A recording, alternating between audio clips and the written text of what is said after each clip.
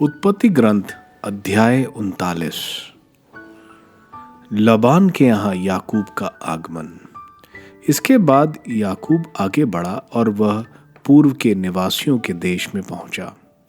सहसा उसकी दृष्टि किसी खेत में एक कुएं पर जा पड़ी। वहां भेड़ बकरियों के 3 झुंड थे, क्योंकि उस कुएं से ही उनको पानी पिलाया जाता था। कुएं के मुंह पर एक बड़ा पत्थर पड़ा हुआ था। जब झुंड वहां इकट्ठे हो जाते थे, तब चरवाहे कुएं के मुंह पर पत्थर हटा देते और भेड़ों को पानी पिला देते। फिर वे उस पत्थर को कुएं के मुंह पर उसकी जगह रख देते थे। याकूब ने उनसे पूछा, भाइयों, तुम लोग कहां से आए हो? उन्होंने उत्तर दिया, हारान से आए हैं। फिर उसने उनसे पूछा, क्या तुम नाहोर के पुत्र लाबान को जानते हो?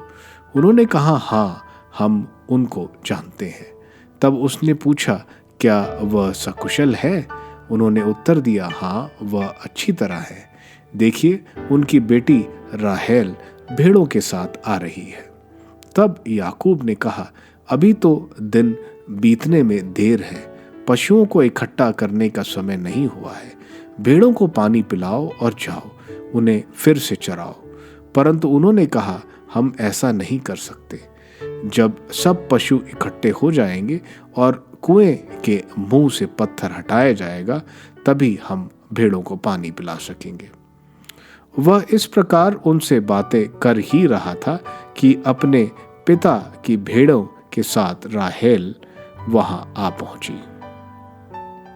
वह भेड़ें चराया करती थी।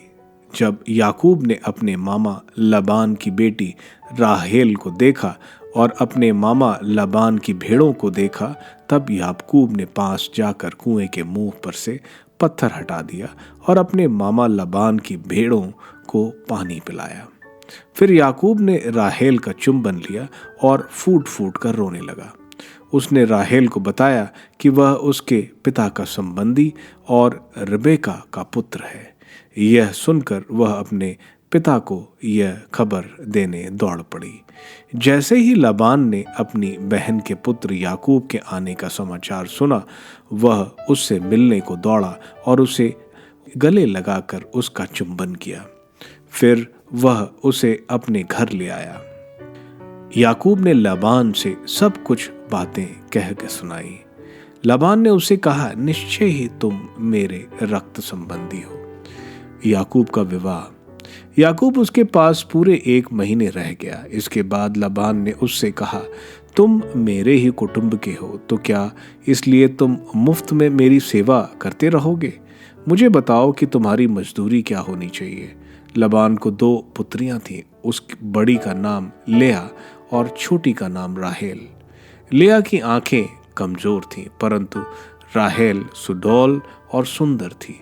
याकूब राहेल को प्यार करता था, इसलिए उसने कहा, मैं आपकी छोटी पुत्र राहेल के लिए 7 वर्ष आपकी सेवा करूंगा। लबान ने कहा, किसी अपरिचित व्यक्ति को देने की अपेक्षा उसे तुम्हें देना अधिक अच्छा है, इसलिए तुम मेरे पास रहो। याकूब ने राहेल के लिए 7 वर्ष सेवा की। उसे उससे इतना प्यार था कि उसका यह समय बहुत जल्द बीता हुआ जान पड़ा। इसके बाद याकूब ने लबान से कहा, अब मेरी पत्नी मुझे दीजिए, जिससे मैं उसके साथ रहूं। मेरा सेवा काल अब पूरा हो चुका है। तब लबान ने उस स्थान के सब आदमियों को निमंत्रित किया और एक भोज दिया। शाम को वह अपनी पुत्री लेआ को याकूब के पास ले आया और उसने उसके साथ रात बिताई। लबान ने अपनी दासी जिल्पा को अपनी पुत्री लेआ के लिए दासी के रूप में दिया। सवेरे मालूम पड़ा कि वह तो लेआ थी। तब याकूब ने लबान से कहा, आपने मेरे साथ ऐसा क्यों किया? क्या मैंने राहेल के लिए ही आपकी सेवा नहीं की? फिर आपने मुझे धोखा क्यों दिया? लबान ने उत्तर दिया, हमारे देश में ऐसा नहीं होता कि बड़ी बेटी के रहते छोटी का विवाह कर दिया जाए।